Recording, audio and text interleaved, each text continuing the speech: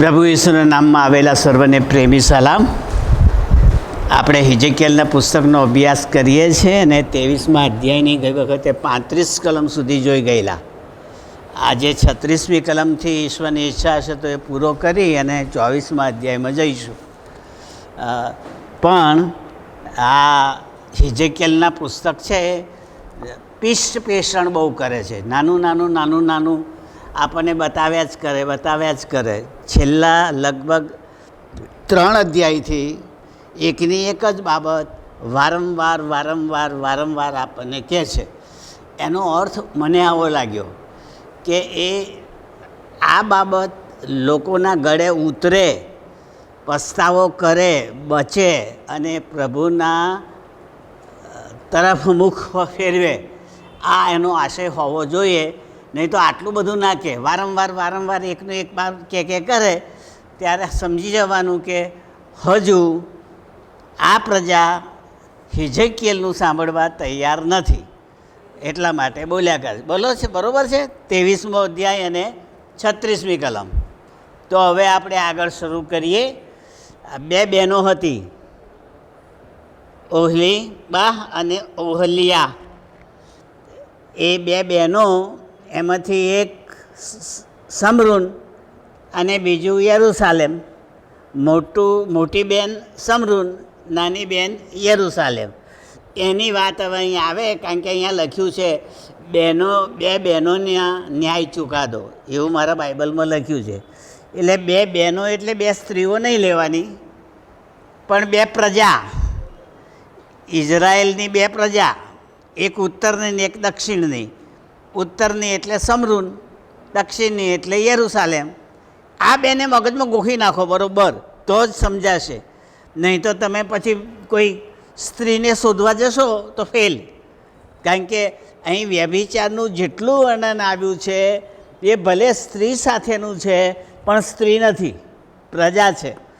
પ્રજાને પ્રતીકમાં સ્ત્રી મૂકી છે. આ મહેરબાની કરીને યાદ રાખજો, બાઇબલ સમજવું હોય તો. નહીં તો પછી આડા માર્ગે જતા રહેશો.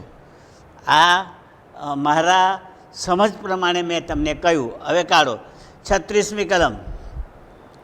વળી યહોવાએ મને કહ્યું, હે મનુષ્ય પુત્ર, શું તું ઓહલા અને ઓહલીબાનો ન્યાય કરશે? પ્રશ્ન પૂછ્યો હિજકિયલને કે આ 2 બહેનો, એના 2ના નામ આપ્યા, અંદર લખ્યા પ્રમાણે ઓહલા એટલે મોટી અને ઓહલીબાહ એટલે નાની એ યરૂશાલેમ. એની પ્રજાનો તું ન્યાય કરશે? એમ હોય તો તેઓના ધિક્કાર પાત્ર કૃત્યો કઈ સંભળાવો. હવે અહીં સમજો, કોઈ માણસને આપણે એને ખોટું કરતો હોય ને બતાવીએ તો મોટાભાગે એ લોકો શું માને? તું તારું કર, મારું તાર નહીં જોવાનું, તું મારો ન્યાય કરનાર કોણ? આવું બોલે. તમે કહી જોજો કોઈને. નો ડાઉટ ખોટા રસ્તે હોય, તમારું સાંભળીને એનો આશીર્વાદ મળવાનો હોય તોય નહીં માને. તું તારું સંભાળ, હું મારું સંભાળીશ. એટલે ન્યાય કરવાનો ગમતો નથી અને ન્યાય સાંભળવાનોય ગમતો નથી. હવે એ પ્રશ્ન અહીં હિજકિયાને યહોવા પૂછે છે કે આ 2 બહેનો છે એનો તું ન્યાય કરીશ? એટલે કે એમને ખોટો જે રસ્તો પકડ્યો છે એ બતાવીશ? આવું અહીંયા લખ્યું છે. તો કે જો એમ હોય, અહીંયા લખ્યું, જો એમ હોય તો તેઓના ધિક્કાર પાત્ર કૃત્યો તેમને કંઈ સંભળાવો. ધિક્કાર પાત્ર એટલે કહું, મને ના ગમતું હોય એવું નહીં, પરમેશ્વરને ના ગમતું હોય એ ધિક્કાર પાત્ર. જેને પ્રભુ ધિક્કારે એ કામ, તે ધિક્કાર પાત્ર કૃત્યો. જેને હું ધિક્કારું એવા કામ પરમેશ્વરને લેવા દેવા નહીં. કારણ કે હું જ વાંકો હોય તો મને તો વાંકું સીધું લાગે. બાઇબલમાં શું છે? જેની આંખ પીળી હોય એને બધું પીળું જ દેખાય. એટલે કે તમે કોઈને સાચી વાત કરવા જાઓ તો એ તમારી માને નહીં, કારણ કે એ તિરસ્કાર કૃત્ય જ કરતો હોય અને એને એ સારું જ લાગતું હોય. આ વાત અહીં આવી. એટલે હકીકત હિજકીલને કહે છે કે તું એમને ધિક્કાર પાત્ર કૃતિઓ કહી બતાવ. 37મી કલમ. કેમ કે તેઓએ વ્યભિચાર કર્યો છે, તેઓના હાથમાં રક્ત છે, તેઓએ પોતાની મૂર્તિઓ સાથે વ્યભિચાર કર્યો છે, અને તેઓએ મારાથી થયેલા પુત્રોને અગ્નિમાં બલિદાન આપીને તેની પાસે ભક્ષ થવા સારું સોંપ્યા છે. આ ધિક્કાર પાત્ર કામ કયા? હવે એક એક જોઈએ. સાંભળો, કયા જોઈએ? પહેલું, એમણે વ્યભિચાર કર્યો છે. હવે ગઈ વખતે આપણે 3 વ્યભિચાર શીખી ગયેલા. એમાં શારીરિક વ્યભિચાર નથી, શરીર સંબંધવાળો વ્યભિચાર નથી, કારણ કે બાઇબલ એને અડકતું જ નથી. તો કયા 3 વ્યભિચાર આપણે ગઈ વખત જોઈ ગયેલા? એક, સામાજિક વ્યભિચાર, રાજકીય વ્યભિચાર અને ધાર્મિક વ્યભિચાર. આ ગઈ વખત આપણે જોઈ ગયેલા. હવે અહીંયા જે વ્યભિચાર કરવાની વાત આવી, તો ઉઘાડું સત્ય છે. જુઓ, કહે છે કે કેમ કે તેઓએ વ્યભિચાર કર્યો છે, એટલે મને મૂકીને બાબેલને પસંદ કર્યું છે. યરૂશાલેમને મૂકીને બાબેલ ગમ્યું, પોતાનું વતન મૂકીને, પોતાની મંડળી મૂકીને બીજી મંડળી ગમી, પૈસાદાર મંડળી ગમી, સ્તુતિ આરાધનાવાળી ગમી.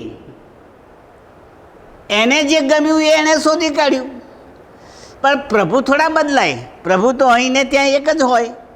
એટલે પ્રભુ કહે છે પણ ત્યાંય તે મને યાદ ના કર્યો. અને મને કહેવા દો, એ નેહેમિયાના પુસ્તકમાં આવું લખ્યું છે કે આ લોકોને બાબેલનો રાજા પકડી ગયો પછી પહેલી શરત એ કરી કે તમારા દેવના ગીતો અહીં ગાઓ દરબારમાં, અમે સાંભળીએ. ત્યારે યહૂદીઓ રડ્યા અને કહ્યું, ઓ પ્રભુ, તું પવિત્ર દેવ, આ અપવિત્ર પ્રજા અને તારા પવિત્ર ભજન અહીં ગાવાના? દુઃખી થઈ ગયા. એટલે એમણે પોતાના બધા વાજિંત્રો નદી કિનારે ઝાડ ઉપર ટીંગાઈ દીધા અને દરરોજ સાંજે નદી કિનારે જાય ને પ્રભુની આગળ રડે, ઓ પ્રભુ, તારા ગીતો, પવિત્ર ગીતો આ નકામી પ્રજા આગળ અમે કેવી રીતે ગાઈ શકીએ? યાદ રાખીએ, બાઇબલ પ્રમાણે આપણે આપણા સ્તોત્રને કોઈ અન્ય મંદિરમાં ગાઈ શકીએ નહીં, કે તોય નહીં, ફંક્શન હોય તોય નહીં. જો આપણો દેવ પવિત્ર છે તો એનું માન અને સન્માન જાળવવું એ આપણી ફરજ પડે છે. ઓપન સ્ટેજ હોય ને મંદિર ના હોય તો ગાઈ શકીએ, કારણ કે કોમ્પિટિશન છે. પણ જ્યાં પૂજા થતી હોય ત્યાં કોઈ આપણા દેવનું ગીત ગાવાનું કહે તો એ આપણા દેવનું અપમાન. અને એ અહીં બતાવ્યું, એ વ્યભિચાર થયો. મને તમે અપમાનકારક સ્થિતિમાં મૂક્યા. એટલે કે છે તમે વ્યભિચાર કર્યો છે. એક પહેલું વ્યભિચારનું ધિક્કારપાત્ર કામ. પછી બીજું, તેઓના હાથમાં રક્ત છે. સાંભળો, રક્ત એટલે ખૂન અને અરસપરસ મારી નાખવું. મારા બાઇબલ પ્રમાણે ખૂન એ માફ ના થાય એવું પાપ. બાઇબલ પ્રમાણે ગોખી નાખજો. બધા પાપ માફ થાય, પણ ખૂન કદી માફ થતું નથી. એ તો એને મરવું જ પડે. જેણે લોહી રેડ્યું અથવા વેવડાવ્યું એને મર્યા સિવાય બીજો કોઈ ઉપાય રહેતો નથી. આ આપણે સમજવું જોઈએ. એટલે આમણે આવા ખૂન રેડ્યા, એ પરમેશ્વરને ગમ્યું નહીં, એટલે આ શબ્દ વાપર્યો, એમના હાથમાં રક્ત છે. બહુ મોટો પ્રશ્ન છે આ. બીજા બધા પાપ માફ થાય ને રક્ત કેમ ના માફ થાય? કારણ કે રક્તમાં જીવ છે બાઇબલ પ્રમાણે, શરીરમાં નહીં, રક્તમાં. બાઇબલમાં લખ્યું છે રક્તમાં જીવ છે. અને જીવ એ પરમેશ્વરે આપેલો છે, માણસે પેદા કરેલો નથી. શરીર માણસથી આવ્યું, પણ જીવ પરમેશ્વરનો છે. અને જ્યારે આપણે લોહી વેવડાવીએ છીએ ત્યારે એ જીવની હત્યા થાય છે, એટલે પરમેશ્વર સાથે સીધું આવે છે. અને એટલા માટે પરમેશ્વર કહે છે, જો તું કોઈ તારા ભાઈનું ખૂન કરે કે લોહી વેવડાવે તો તારે મરવું જ પડે, કોઈ ઉપાય નહીં, કોઈ પ્રાશ્ચિત નહીં. આ બાઇબલ શીખવાડે છે. તો હમણે એવા કામ કર્યા. હું ખણખોત કરતો હતો બાઇબલમાંથી, તો મને એવું લાગ્યું કે આ લોહી જે છે ને એમાં જીવ છે ને, વેવડાવે અને જો એને ઢાંકી ના દઈએ ને તો એ પછી અંદરથી અવાજ કરીને પ્રભુને કહે, ઓ પ્રભુ મને વગર વાંકે માર્યો જાણે. એ કંઈથી મળ્યું? હાબેલના લોહીમાંથી. હાબેલે એના ભાઈએ હાબેલને માર્યો, બરાબર? એ લોહીએ કહે છે પ્રભુને હાંક મારી. પણ ખબર ક્યારે પડી? બાઇબલમાં લખ્યું ત્યારે. બાઇબલમાં લખ્યું કે તારા ભાઈ હાબેલનું રક્ત મને હાંક મારે છે, બૂમ પાડે છે. 2 જણના એવા લોહી બાઇબલમાં બતાવ્યા છે કે જે હાંક મારતા હોય. પેલા એક પ્રબોધકને ને એક યાજકને વેદી આગળ મારી નાખ્યો ત્યાં મંદિરની. એનું લોહી પણ પ્રભુને હાંક મારતું હતું. પણ એ કોઈને કોઈ વ્યક્તિ સાથે નથી, એ અજાણ્યા માણસે મારી નાખ્યો. એટલે એને બાઇબલમાં ઉલ્લેખ છે, પણ યહૂદી પ્રજા સાથે એને સંબંધ નથી રહ્યો. આપણે ખ્રિસ્તીઓ એટલે બાઇબલ આપણને લાગુ પડે, અન્ય ધર્મીઓને નહીં. એ જો પ્રભુ ઈસુનો સ્વીકાર કરે તો બાઇબલ એમને લાગુ પડે. બાઇબલ કાનૂનનું પુસ્તક છે, એ જીવનનું પુસ્તક છે. કેવી રીતે જીવવું તે મેથડ બતાવી છે. એમાં પ્રભુ રાજી રહે અને પ્રભુ રાજી ન રહે એવા 2 ભાગ પાડેલા છે. રાજી ના રહે એ કામ આમાં આવ્યા. અત્યારે તિરસ્કાર પાત્ર કૃત્યો એમાં લોહી અને વ્યભિચાર આવ્યો. હવે જુઓ, તેઓએ પોતાની મૂર્તિઓ સાથે વ્યભિચાર કર્યો છે. ધાર્મિક વ્યભિચાર મૂર્તિઓ સાથે, એટલે બીજા દેવની મૂર્તિની આગળ નમવું કે ભજન કરવું તે આ યહૂદીઓને કંઈથી મળેલું? મિસરમાંથી ને બાબેલમાંથી. મૂર્તિ ત્યાંથી લાવેલા. એક વસ્તુ બિલકુલ સાંભળવા જેવી છે. યહોવાના મંદિરમાં કોઈ પણ જાતની મૂર્તિ ના હોય. કેમ ના હોય? કારણ કે એ તો નિરાકાર છે, અને નિરાકારને આકાર કંઈથી હોય? અને આકાર આપો તો નિરાકાર કેમનું કહેવાય? આપણો દેવ નિરાકાર છે, એનો કોઈ આકાર નથી. વ્યક્તિ છે પણ એનો આકાર નથી, એણે કોઈ જોયો જ નથી, તો મૂર્તિ બને કેવી રીતે? આ યાદ રાખીએ. એટલે યહોવાના મંદિરમાં ફક્ત પ્રકાશ, વેદીની આગ, એ સિવાય કોઈ મૂર્તિ નહોતી. પણ આ લોકોએ એ મંદિરમાં જઈને બાલની મૂર્તિ મૂકી, અને પછી તો બીજા બધા દેવોની મૂકી. હવે પ્રભુને મરચું ના લાગે? મારા ઘરમાં આવીને તું આ મૂકી ગયો, મારું ઘર તો પવિત્ર, હું એમાં રહું છું, અને આ બીજાને લાવીને કંઈ બેસાડ્યો? તો બીજાને લાવીને બેસાડ્યો એ પ્રભુને ના ગમ્યું, એ તિરસ્કાર કૃત્ય, અને એની પૂજા કરી એ વ્યભિચાર. આ યાદ રાખજો, એ ધાર્મિક વ્યભિચાર આવ્યો.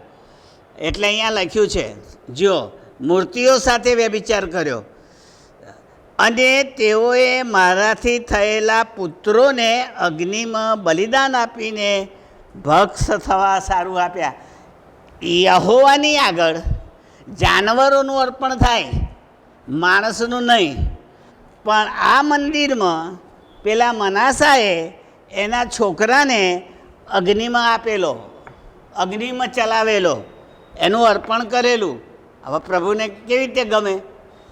એટલે આ બાળકને, માણસને અર્પણ કરવું એ પ્રભુને ગમતું નથી. એને મારી નાખીને પ્રભુને ચડાવવું એ પ્રભુને ગમતું નથી. પણ એક શબ્દ આવ્યો બહુ વિચારવા જેવો. એ છોકરો એના નહોતા, મારાથી થયેલા લખ્યું છે. જુઓ, મારાથી થયેલા. એટલે ઈશ્વરે કંઈ સંબંધ બાંધીને માણસને પેદા કરેલ એવું નહીં, પણ માણસના શરીર દ્વારા જે સંતાનો ઉત્પન્ન થાય એ પ્રભુ પોતે આપે છે, આવે છે આપણા શરીરમાં, પણ આપણા નથી. પરમેશ્વર આપે છે એટલે મળે છે. જો એ ના આપે તો તમે તંદુરસ્ત હોય તોય ના મળે. એટલે દાઉદ રાજાએ એ પ્રમાણે કહ્યું, છોકરા તો યહોવાનું આપેલું ધન છે, ધન. આવું એ બોલ્યા. એટલે આપણે કહીએ કે મારું મારું મારું, પણ ખરેખર તો એનું. તમારી આંખ એને જોઈ શકતી નથી. જુઓ તો સમજી જવાય કે આ હું જેને મારું કહું છું એ તો એણે આપેલું છે, અને એનું આપેલું બીજાને કંઈથી આપી શકું? એટલે આવ્યું કે મારા આપેલા છોકરા એણે બીજાને આપ્યા. પેલું ગીત હમણાં રોમન કેથોલિક ભજન સંગ્રહમાંથી આપણામાં આવ્યું છે ને આપણે ગઈએ છીએ, અર્પણ કરું છું તને, તને જે કંઈ છે મારું તારું દીધેલું અર્પણ કરું છું તને. આવ્યું છે કે નહીં? હમણાં ગવાય છે આપણા દેવડો. તો ત્યાં પણ કબૂલ કર્યું છે કે આપણી પાસે જે કંઈ છે તે એનું આપેલું છે, એને આપવું જોઈએ, બીજાને નહીં. આ મેથડ આવી. પણ આમણે બીજાને આપ્યું એટલે એ સારું કામ કહેવાય નહીં, એટલે ધિક્કાર પાત્રમાં આવ્યું. હવે આ શું છે? લિસ્ટ કેમ મૂક્યું? કારણ કે હિજકીએલને કહે છે આ બધું કર્યું છે, કે આવું કર્યું છે તું કે. હવે એ કહેવા જાય તો માને ખરા? હિજકીએલ નહીં ના માને કોઈ. જે યહોવાનું ના માને પ્રબોધકોનું કંઈથી માને? બાઇબલ કહે છે કે પ્રબોધકોનું માનનાર પ્રજા નથી. આ વાત અહીં આપણે જોઈએ છે. 38મી કલમ. વળી તેઓએ મારી વિરુદ્ધ પણ કર્યું છે, તે જ દિવસે તેઓએ મારું પવિત્ર સ્થાન અશુદ્ધ કર્યું છે ને મારા સાબાથો ભ્રષ્ટ કર્યા છે. સાબાથ એટલે રવિવાર, યહૂદીઓ માટે શનિવાર. કારણ કે યહૂદીઓ સાબાથ એટલે 7મો દિવસ, 7મો દિવસ એટલે શનિવાર, કારણ કે રવિવાર પહેલો હતો.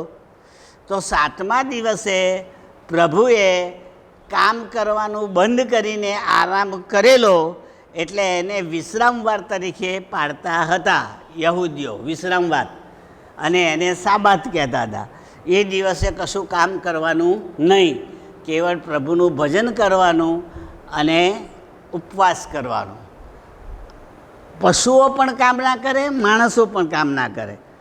પણ નવાઈની વાત તમને કહું, જ્યારે આપણે નવું મંદિર બાંધ્યું ને, અને પછી જ્યારે મંદિરની પૂજા થઈ ને, ત્યારે આ લોકો દર સાબાથના દિવસે મંદિરની બહારના પડસાળમાં ઘેટા, બકરા, મરઘા, પછી તેલ, દ્રાક્ષરસ, જેટલું મંદિરમાં વપરાતું હોય ને એવું બધું વેચતા હતા.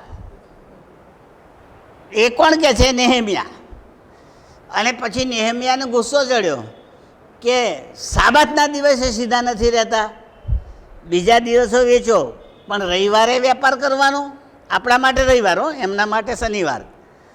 સાબાત મૂળ શબ્દ શનિવાર, પણ ઈસુના પુનરુત્થાન પછી આપણે રવિવાર, એટલે આપણે રવિવારને પવિત્ર પાડવાનો. તો રવિવારના દિવસે આપણા ચર્ચોમાં જો મંડળીને લગતી ચીજ વસ્તુઓ વેચાતી હોય અથવા વેચવા બેસતા હોય તો એ પ્રભુને ના ગમે. ભજન કરવા માટે વેપાર ગમે નહીં, પણ થાય છે ભાઈ, થાય છે. તહેવાર હોય ને, અને ભજન દેવળ ચાલતું હોય ને ત્યાં તમે બહાર જોજો. હે? હા હા હા એવું હા હા પણ ઈસુને ના ગમ્યું. કેમ? કારણ કે ઈસુએ કહે છે કે અંદરથી બેઠેલા બધાને મારી જોડીને બહાર કાઢ્યા અને એમણે કહ્યું મારા બાપના ઘર તો પ્રાર્થનાનું ઘર અને તમે વેપારનું કોતર બનાવી દીધું, અહીં વેપાર કરવા બેઠા. એટલે ઈસુને ના ગમ્યું. જો ઈસુને ના ગમે, યહોવાને ના ગમે, તો પછી આપણે નહીં ગમાડવાનું, આપણે એની પવિત્રતા જાળવવાની. હા, એ વસ્તુ સાચી છે. બહારના આંગણામાં એટલે દેવળની બહાર એ આપણે ના રોકી શકીએ, કારણ કે પ્રજાનું આંગણું છે, પ્રજા એમાં કરી શકે. પણ રવિવાર પવિત્ર તો ના પડાય, શનિવાર પવિત્ર ના પડાય. એટલે એમને સમજાવવું પડે કે આ દિવસે આ કામ થાય નહીં. અને આ લોકોએ સાબાત ભંગ કર્યો એ અને પવિત્ર સ્થાનને અશુદ્ધ કર્યું, એ ધિક્કારપાત્ર કૃત્યોમાં આવ્યું. 39મી કલમ. કેમ કે પોતાના છોકરાનો પોતાની મૂર્તિઓને ભોગ આપ્યા પછી તે જ દિવસે તેઓએ મારા પવિત્ર સ્થાનમાં આવીને તેને અશુદ્ધ કર્યું. અને જો તેઓએ મારા મંદિરમાં એ પ્રમાણે કર્યું છે. એટલે બહાર સાંભળો, બહાર પેલી મૂર્તિની આગળ છોકરાનું અર્પણ કર્યું, લોહી, માણસનું લોહી પ્રભુએ વહેવડાવવાની ના પાડી, એ કર્યું. કોણે કર્યું? યહૂદી પ્રજાએ કર્યું.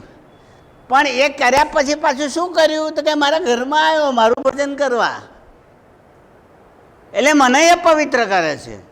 એ તો અપવિત્ર થયો, પણ મને અપવિત્ર કર્યો, મારું મંદિર અપવિત્ર કર્યું. એટલે યાદ રાખીએ, આપણા જગતિકવાના આપણે મંદિરમાં લઈ જઈએ ત્યારે પ્રભુને ના ગમે, એ બહાર જ રાખવાના.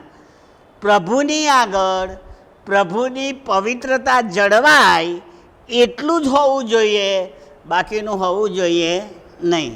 યહૂદી લોકો આ માનતા હતા અને જૂના કરારમાં એના પર ભાર આપવામાં આવતો હતો, એ ભૂલવું જોઈએ નહીં. સારું, 40મી કલમ. વળી તે ઉપરાંત તમે દૂરથી માણસોને તેડી મંગાવ્યા છે ને તેમની પાસે ખેપિયા મોકલ્યા છે. એટલે જુઓ, તેઓ આવ્યા, તેઓને વાસ્તે મેં સ્નાન કરીને પોતાની આંખોમાં અંજન આંજીને શૃંગાર સજ્યો છે. તે એટલે પ્રજાએ કોને બોલાવ્યા? દૂરથી. હવે દૂર બે હોય, દક્ષિણમાં મિસર હોય ને ઉત્તરમાં બાબેલ હોય. આ ઇઝરાયલ દેશની ઉત્તરમાં દૂર એ બાબેલ, એને બોલાવ્યા. અને આમ મિસરને બોલાવ્યા. મિસરને બોલાવીને શું કર્યું? સાંભળજો, આ આખું વર્ણન એક બહેનનું છે, એક સ્ત્રીનું છે, પણ લાગુ પ્રજાને છે. આ મેં એટલા માટે તમને કહ્યું કે મગજમાં બરાબર રાખજો. તો કહે છે કે આંખમાં કાજણાજુ, અહીંયા લખ્યું છું, તે એને બોલાવ્યા, તેડી મંગાવ્યા. તે પછી શું કર્યું? સ્નાન કર્યું, તારી આંખોમાં અંજન આંજ્યું, પછી શૃંગાર સજ્યો, ઘરેણાં પહેર્યા. મને લાગે છે નવી પડેલી વહુના જેવા ઘરેણાં સજ્યા એમ કહેવા માગે છે. સ્નાન કર્યું, આંખમાં કાજળ આંજ્યું અને ઘરેણાં પહેર્યા. કોના માટે? પેલા પરદેશી માટે. હવે એક સહેજ સમજો, વર્ણન કોનું ચાલે છે? સ્ત્રીનું. લાગુ કોને કરવાનું છે? પ્રજાને. તો પ્રજાએ મારા બાઇબલમાં આવું કરેલું મને મળ્યું છે કે પરદેશથી રાજા આવ્યો ત્યારે યહૂદી રાજાએ એનો આખો ભંડાર બતાવી દીધો, ઘરેણાં બતાવી દીધા, મંદિરના બધા સોનાના પાત્રો બતાવી દીધા, બધું ઉઘાડું કરી આપ્યું, એમની જાહો જલાલી બતાવી. ત્યારે પ્રબોધકને મોકલીને યહોવાએ કહ્યું કે રાજા પાસે જાને પૂછ કે કોણ હતું, કંઈથી આવ્યું તું, તે શું કર્યું.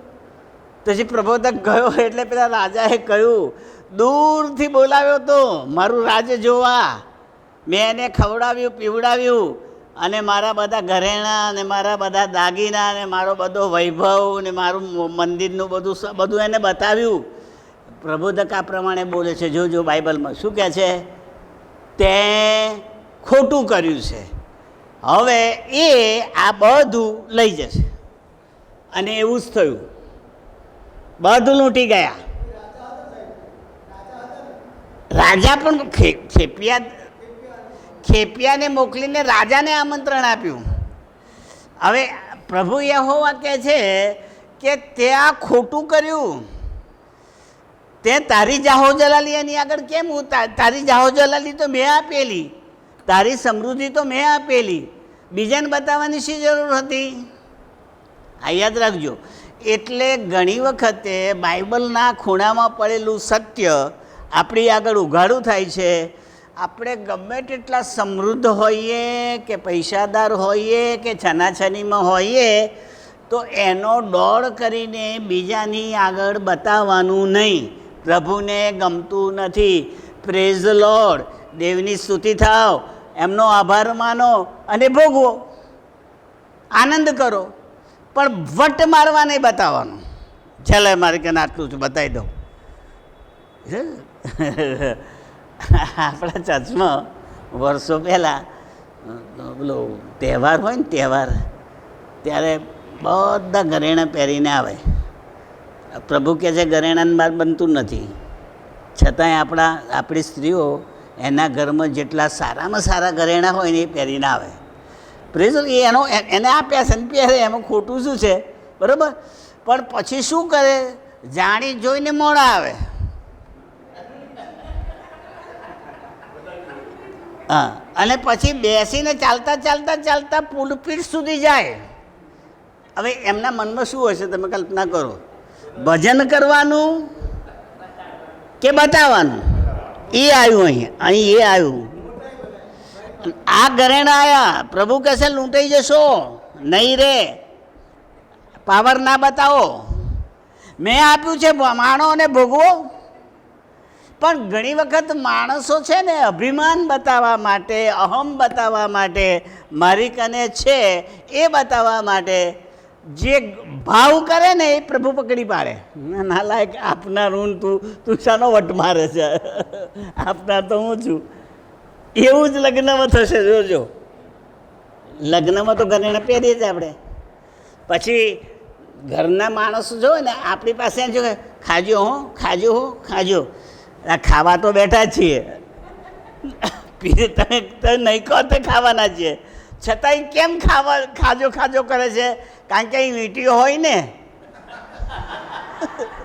હાથમાં વીંટીઓ હોય તો જોજો ભાઈ, ખાજો હો, ખાજો.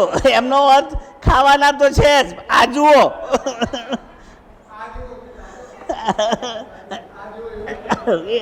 આ અર્થ છે. એટલે આપણે જો સમજી જતા હોય તો પ્રભુ ના સમજી જાય. એટલે પ્રભુની આગળ નિખાલસ રહો છે, સ્તુતિ કરો, આભાર માનો જે હોય તે. પણ એ હકીકત તો છે, અને એ આમાં લખી છે કે રાજાએ આવું કર્યું, એ ધિક્કારપાત્ર કૃત્યોમાં ગયું અને એ પ્રભુને ગમ્યું નહીં. પછી લખ્યું 41મી કલમ, તું ભભકાદાર ગદેલા પર બેઠી. એટલે એમના બેસવાની સુવાની જગ્યા કેવી વૈભવવાળી છે એ બતાવ્યું. હું ઊંડાણમાં નથી જતો, કારણ કે હાથી દાંતના પલંગ હતા એ જમાનામાં, હાથી દાંતના. હવે એ તો બતાવવા જેવા કહેવાય તો ના બતાવે.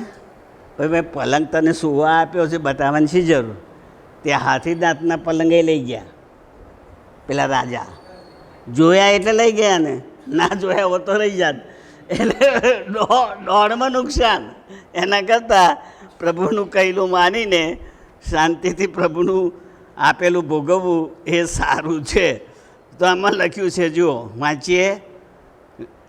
ભપકાદાર ગધેલા પર બેઠી ને તેની આગળ મેજ બિછાવી હતી ને તે પર તે મારો ધૂપ તથા મારું તેલ મૂક્યા હતા. હાલેલુયા.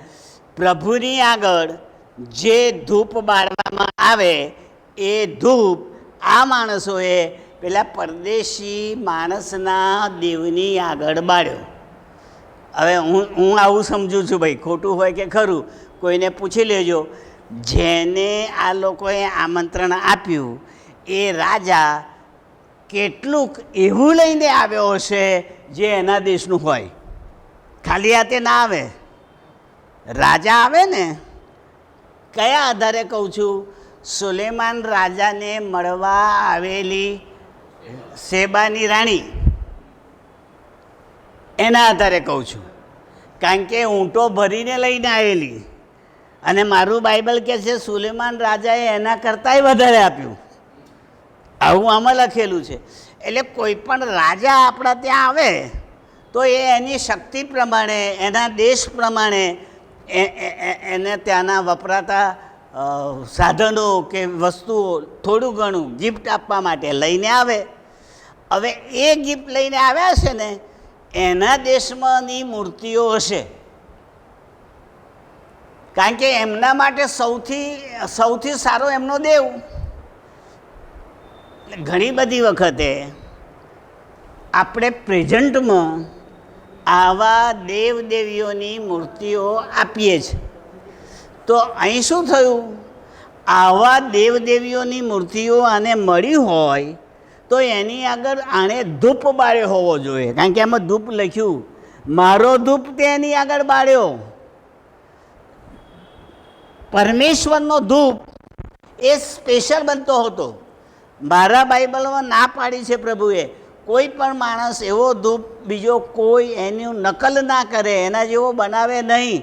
કેવળ મારા માટે બને અને એ ધૂપ મારી આગળ જ બળે. એ બનાવેલો ધૂપ આ રાજાની મૂર્તિ આગળ બાળ્યો હોય તો આ કામ થાય. ધૂપ બાળ્યો એ કામ બની શકે. તો અહીંયા લખ્યું છે, જુઓ, કહે છે કે ધૂપ અને તેલ મૂક્યા. તેલ સમજો, પ્રભુના મંદિરનું તેલ યાજકો સિવાય કોઈ વાપરી શકે નહીં.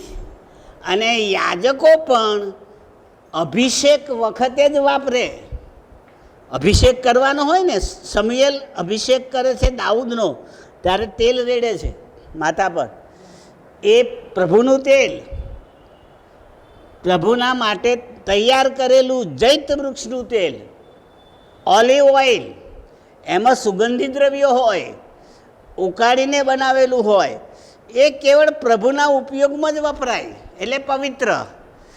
એ તેલ અહીં જો વપરાયું તો એ વ્યભિચાર, એ ખોટું કામ. હવે હું મારી વાત કરું. આપણે આપણું બાઇબલ એ પરમેશ્વરનું વચન. હવે એ બાઇબલને માથા નીચે તકીઓ બનાવીને મૂકું તો એ પ્રભુને ના ગમે.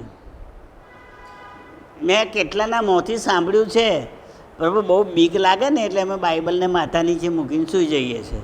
આવું મને કહેનાર આવે છે. એટલે ભાઈ જે કહ્યું હોય એ તો કહી, મારા ઘરનું તો છે નહીં. પછી અમને ઊંઘ આવી જાય. મેં કહું કાઢી નાખજે બાઇબલ. બાઇબલ તકીઓ નથી, એ દેવનું વચન છે. તારે ડરવું ના હોય તો બાઇબલ વાંચીને સૂઈ જા. મમરાવતો સૂઈ જા.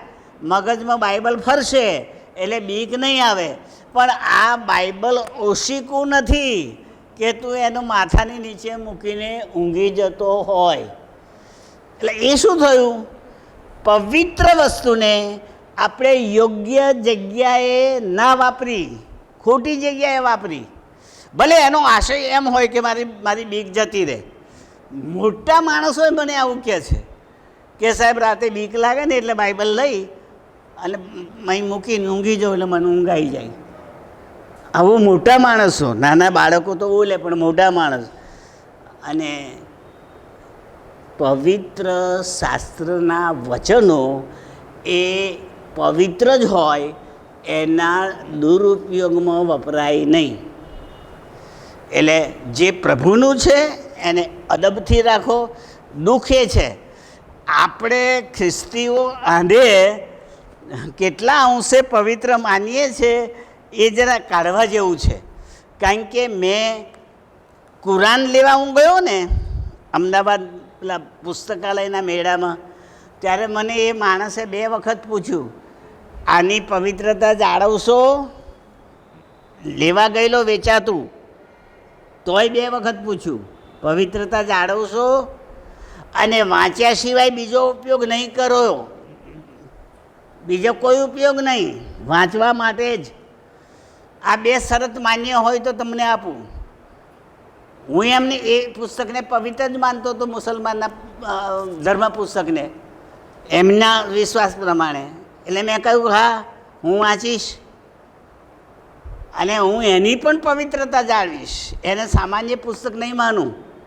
ત્યારે એમણે મને પેલા બોક્સમાં મૂકીને એ બાઇબલ આપ્યું, અરે કુરાન આપ્યું, અને એનો ખુલાસો કેવી રીતે વાંચવો તેની ચોપડી અંદર મૂકીને આપી.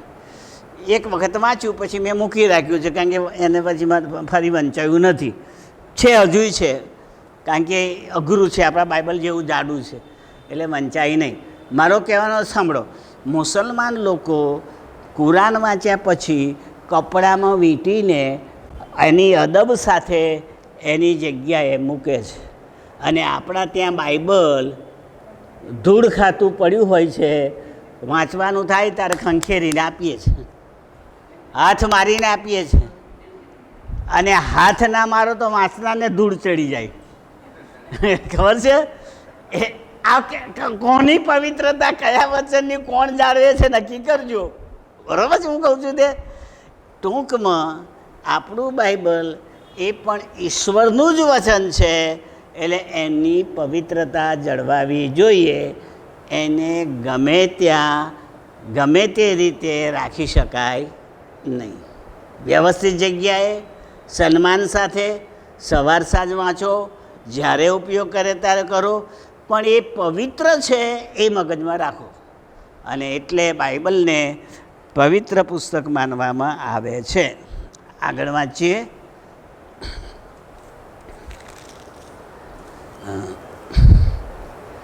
હા 42મી કલમ. મોજીલા લોકોની ટોળીની સાથેના વિનોદનો અવાજ થતો હતો. એટલે જે લોકો પરદેશથી આવેલા મોજીલા હતા, ખાતા હશે, પીતા હશે, નાચતા હશે, ગાતા હશે, વાજિંત્રો વાગતા હશે, એટલે લખ્યું છે કે એનો અવાજ સંભળાતો હતો. શાનો? પેલા નાચગાનનો. એ અહીંયા લખેલું છે. વિનોદ એટલે આનંદ, આનંદનો અવાજ થતો હતો. તેઓએ સાધારણ પંક્તિના માણસો ઉપરાંત, સાધારણ એટલે જે પવિત્ર નથી તે, કોમન મેન જેની આગળ પ્રભુનું વચન ના પોકારાય અથવા ના કહેવાય અથવા ન અપાય એવી સામાન્ય વ્યક્તિને સાધારણ પંક્તિના માણસો એવું લખ્યું છે. ઉપરાંત અરણ્યમાંથી છાકટાઓને બોલાવ્યા, એટલે દારૂડિયા. છાકટાઓ એટલે દારૂડિયા. બાઇબલમાં એવું લખ્યું છે કે વધારે પડતો દારૂ પીવો અને છાકટા થઈ જાઓ એ પ્રભુને ગમતું નથી. સામાન્ય રીતે થોડું ઘણું પીધું હોય ને ભાનમાં હોય ત્યાં સુધી વાંધો નહીં, પણ છાકટ પણ હું પ્રભુને ગમતું નથી. એ અહીં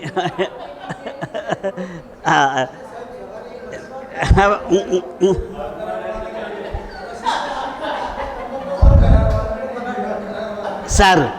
હવે સાંભળો, યહૂદી લોકોના કોઈ પ્રસંગ હોય, કોઈ પણ પ્રસંગ હોય ત્યારે દ્રાક્ષરસ હોય જ. લગ્ન પ્રસંગ હોય ને, કોઈ પણ લગ્ન પ્રસંગ, તો એમાં દ્રાક્ષરસ હોય. ઈસુ જે પહેલાં લગ્નમાં ગયા ને કાના ગામમાં, ત્યાં દ્રાક્ષરસ હતો. હવે દ્રાક્ષરસ કેમ હતો એ મને આ જમણો બોલ્યો ને એના આધારે ખબર પડી. હું જે બોલ્યો એ કેવું હતું કે એ જે દ્રાક્ષરસ ને ખૂટી ગયો, પછી મરિયમે એટલે માતા મરિયમે ઈસુને કહ્યું કે આમના ત્યાં પેલો દ્રાક્ષરસ ખૂટી ગયો છે તો કંઈક કર. ઈસુ કહે છે કે આપણે શું કરનાર હોય તે કરે, જેણે બોલાવ્યા હોય તે કરે. પછી મરિયમ જતી રહી અને પેલા નોકરોને કહે છે એ ઈસુ કે એવું કરો. પછી ઈસુએ પાણી ભરાયું કુંડામાં, પછી કુંડાને પાણી કાઢીને કે હવે આપી આવી પેલા કારભારીને વેચનારાને વેચે પાણી આપી આવી. પાણી લઈને ગઈ ત્યારે એ પાણી નહોતું પણ દ્રાક્ષરસ થઈ ગયેલો હતો ત્યાં વેચતી વખતે. હવે હું જે બોલ્યો ને તો આપણે હસ્યા એ તમે સાંભળો. એ હવે આવ્યું, કારભારીએ કહ્યું કોને? પેલા ઘર માલિકને. કારભારીએ ઘર માલિકને કહ્યું લોકો પહેલાં સારો દ્રાક્ષરસ પાય છે અને પછી ચઢે પછી પાણીવાળો પાય છે. ભાઈ એવું અંદર પેલા કારભારી પેલા ઘરના માલિકને કહે છે. એ આધારે હું કહું છું કે પહેલો સારો મસ્ત થઈ જાય તો બરાબર છે, પણ પછી પીને છાંટો થાય એ પ્રભુને ગમે નહીં. પણ આપણે મોટા ભાગે દારૂડિયાઓ છાંટતા જ થઈ જાય છે, એ લિમિટ રાખતા નથી. અને એટલે પ્રભુએ વારંવાર કહ્યું છે દારૂ પ્રભુને પસંદ નથી, કારણ કે આપણા મગજને બગાડે છે. તો આ યાદ રાખજો. સારું, તો અહીંયા છાંટતા માણસોને બોલાવ્યા. તેઓએ તે બંનેને હાથે બંગડીઓ અને તેઓને માથે મુંગટ પહેરાવ્યા. તે બંનેને એટલે કોને? પેલી બે બહેનોને. એ બહેનો કોણ? પેલી બે પ્રજા. તો એમને શોભાવારી કરી, બંગડીઓ પહેરાવી, માથે મુંગટ પહેર્યો. હવે આ બે વસ્તુ આમ કોમન ના લેશો. રૂથમાં વાંચી જજો. રૂથમાં જ્યારે બોઆઝની સાથે રૂથને પરણવાની વાત આવે છે ત્યારે એની સાસુ આ પ્રમાણે કહે છે, આના જેવું વાંચજો. રૂથ 3 અધ્યાય ને 3 કલમમાં જશે તો ત્યાં શું લખ્યું છે? તું નાહીને જજે, સારા વસ્ત્ર પહેરીને જજે, અત્તર છાંટીને જજે, અને એ પીને સૂઈ ગયો હોય ને. કોણ? બોઆઝ. ભાઈ બાઇબલમાં છે એટલે બોલું છું, હું નથી કહેતો. એ પીને સૂઈ ગયો હોય ત્યારે તું એના ચાદરને ઓઢીને પગ આગળ સૂઈ જજે. પછી શું કરવું એ કહે છે, તારે આટલું જ કરવાનું. એટલે જ્યારે કોઈ સ્ત્રીનું લગ્ન કરવાનું હોય ત્યારે પોતાને શણગારે, એમ આ પ્રજાને શણગારી. લૂંટી લેવાનું છે ને, લઈ જવાનું છે ને, પકડી જવાના છે ને, લાલચ આપી બંગડીઓની. બંગડીઓ એટલે શોભા. અહીં બંગડી શબ્દ લખ્યો છે એટલે બોલું છું. મુંગટ આજે યાદ રાખજો. આપણા દેશમાં છે કે નહીં ખબર નહીં, પણ યહૂદી પ્રજા જે છોકરીનું લગ્ન થતું હોય ને એના માથા ઉપર સફેદ હીરાજડિત પટ્ટી જેવો મુંગટ પહેરતા હતા. આખો મુંગટ રાજા જેવો નહીં, નાની પટ્ટી હોય, એક જાતનું ઘરેણું અહીં પહેરે આમ મુંગટ જેવું. એ કેવળ કન્યાને જ પહેરાવે, બીજા કોઈ નહીં. જેમ આપણા દેશમાં મંગલસૂત્ર કન્યાને જ પહેરાવે, બીજા ના પહેરે. જેને પરણવાનું હોય જ પહેરે, એ અપરિણીત ના પહેરે. એવી રીતે યહૂદી કન્યા તૈયાર થાય ત્યારે એના મા બાપ એના માથા ઉપર આ મુંગટ મૂકતા હતા. એ મુંગટ કોણે મૂક્યો? પેલામણે, આ પ્રજાને. એટલે આ પ્રજાને પોતાની બનાવવા પ્રયત્ન કર્યો. પોતાની રખાત અથવા પોતાની ઉપપત્ની બનાવવાની વાત આમાં આવે છે. 43મી કલમ. ત્યારે જે વ્યભિચાર કરીને વૃદ્ધ થઈ ગઈ હતી, એટલે મોટી ઉંમરની પસાર થઈ ગયેલી પ્રજા, તેને વિશે મેં કહ્યું, હવે તેઓ તેની સાથે વ્યભિચાર કરશે, એટલે સંબંધ રાખશે, એની સાથે જોડાઈ જશે, પ્રભુને ન ગમશે એવું જીવન એમની સાથે જીવશે. 44મી કલમ. પછી જેમ લોક વેશ્યાની પાસે જાય છે તેમ તેઓ તેની પાસે ગયા, અને એવી રીતે તેઓએ એ છીનાર સ્ત્રીઓ ઓહલા અને ઓહલીબા સાથે શયન કર્યું. એને 2 શબ્દો આપ્યા આ 2 બહેનોને. કયા? છીનાર. છીનાર એટલે કોણ? જે પતિને વફાદાર ના રહે એના માટે વપરાતો શબ્દ છીનાર. પણ છીનાર જે કામ કરે તે વ્યભિચાર. પણ એટલે પતિ પ્રત્યે વફાદારી હોવી જોઈએ. તો આમનો પતિ કોણ? આ બંને બહેનોનો, આ પ્રજાનો પતિ કોણ? યહોવા. તો યહોવા પ્રત્યે વફાદાર રહેવાનું ને. એના બદલે તો આ પેલા બાબેલિયનની પાછળ ગાંડી બની, એમના દેવની પાછળ ગાંડી બની. એટલે પ્રભુ કહે છે કે તમે તમારા પતિને વફાદાર ના રહ્યા, છીનાર થયા અને વ્યભિચાર કર્યો, એ પ્રભુ કહે છે એમની સાથે તમે શયન કર્યું. 45મી કલમ. નેક પુરુષો તેમનો ન્યાય કરીને તેમને છીનારોની તથા ખૂની સ્ત્રીઓની શિક્ષા ફરમાવવામાં આવશે. એટલે જે ન્યાયાધીશો છે એ તમારો ન્યાય કરશે અને શિક્ષા કરશે, કેમ કે તેઓ છીનારો છે ને તેઓના હાથમાં રક્ત છે. 46મી કલમ.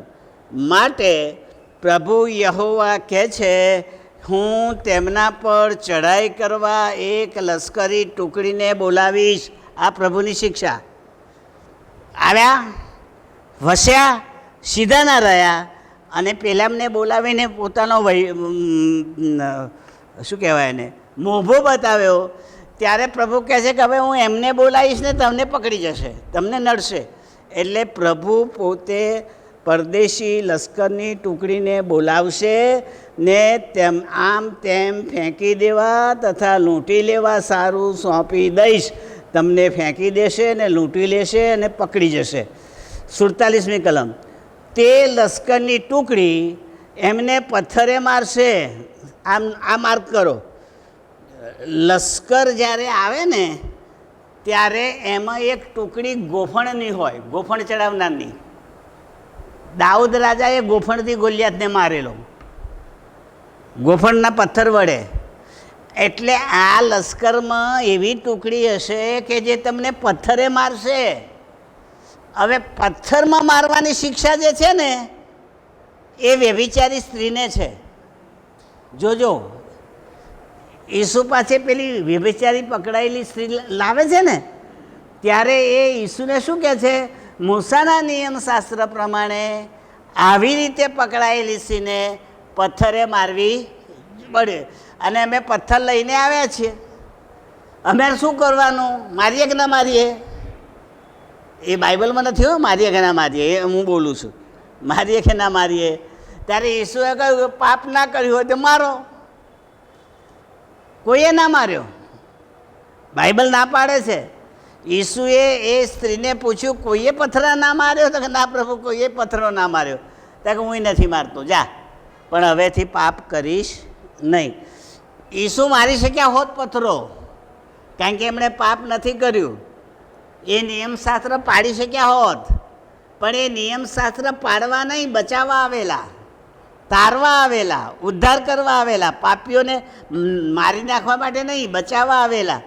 અને આ સ્ત્રીને બચાવવાની હતી. એટલે નિયમશાસ્ત્ર યહૂદીઓ વળગી રહેતા હતા, ઈસુ જીવ બચાવવાની કોશિશ કરે છે. તો અહીં ગોફણો દ્વારા આ પ્રજાને મારશે, એનો અર્થ એ તમે છીનાર છો. એટલે આ તમને લાગુ પડે છે. પથ્થરની શિક્ષા એ કહેવા માગે છે. એટલે પથ્થરે મારશે ને તરવારથી તને પૂરી કરશે, એટલે કાપી નાખશે. તેઓ તેમના પુત્રોનો તથા પુત્રીઓનો સંહાર કરશે, એટલે માનવ સંહાર, નાના સંતાનોનો નાશ. તેમના ઘરો આગ લગાડીને બાળી નાખશે, એટલે તમને રહેઠાણ પણ નહીં રાખે. 48મી કલમ. એવી રીતે હું દેશમાંથી લંપટતાનો અંત આણીશ, જે મને ગમતા નથી એવા કામનો અંત હું આ લડાઈ દ્વારા લાવીશ. સર્વ સ્ત્રીઓને તમારી લંપટતાનું અનુકરણ ન કરવાની શિખામણ મળે. આ સાર આવ્યો, આખા શિક્ષણનો સાર. આ પ્રજાને પ્રભુ શા માટે શિક્ષા કરે છે? શા માટે આટલી બધી તકલીફમાં લાવે છે? કારણ કે ઊંધા માર્ગે જઈને ખોટા કામ કર્યા છે.